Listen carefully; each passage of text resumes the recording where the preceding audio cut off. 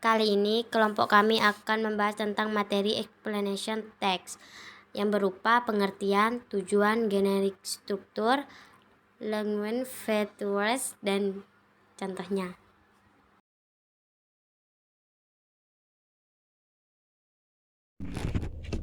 Pengertian explanation text. Definition of explanation text. Explanation is text which tell processes relating to forming of natural, social, scientific, and cultural phenomena. Explanation text is to say why and how of the forming of the phenomena. It is often found in science, geography, and history textbook. Explanation text adalah sebuah teks yang berisi tentang proses-proses yang berhubungan dengan fenomena-fenomena alam, sosial, ilmu, pengetahuan, budaya, dan lainnya. Sebuah explanation text biasanya berasal dari pertanyaan penulisan terkait why dan how terhadap suatu fenomena yang ada. The purpose of explanation text.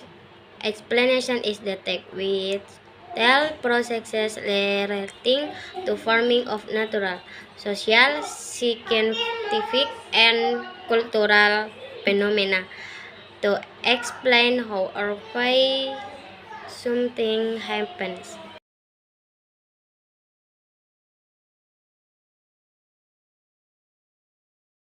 Struktur explanation text. Generic structure of explanation text. 1. A general statement. Dalam general statement berisi tentang penjelasan umum tentang fenomena yang akan dibahas. Bisa berupa pengenalan fenomena tersebut atau penjelasannya. 2. Sequence of explanation. A sequence of explanation berisi tentang penjelasan proses mengapa fenomena tersebut bisa terjadi atau tercipta. A sequence of explanation berupa jawaban dari pertanyaan why and how. Penulis ketika membuat sebuah explanation text. Dalam sequence of explanation bisa terdiri lebih dari satu paragraf. 3. Closing. Sebenarnya closing itu tidak tercantum dalam generic structure dari explanation text, tetapi kebanyakan orang beranggapan bahwa paragraf terakhir dari sebuah explanation text adalah closing. Padahal itu merupakan bagian dari sequence of explanation yang berisi tentang langkah akhir yang dijelaskan pada bagian sequence of explanation.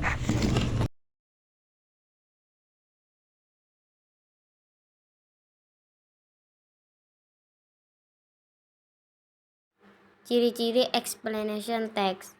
Pertama, memakai simple present tense atau using simple present tense.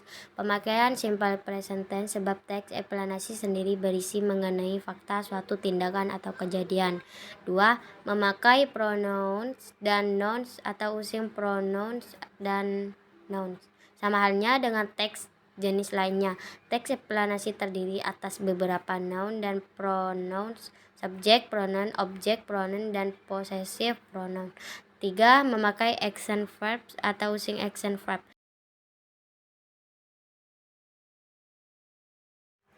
Dan juga yang keempat, memakai chronological connectors. Hampir seluruh jenis teks memakai chronological connectors. Berikut adalah beberapa contoh dari chronological connectors. First, second, after that, next, then final.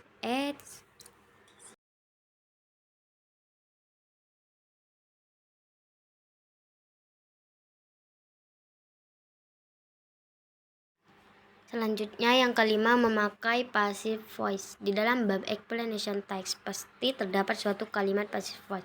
Penggunaan passive voice disebabkan teks explanasi bertujuan untuk menerangkan suatu kejadian atau tindakan objek daripada subjeknya. Yang keenam, memakai technical terms. Technical term ini merujuk kepada berbagai istilah teknik yang berhubungan dengan topik yang tengah dibahas di dalam explanation text.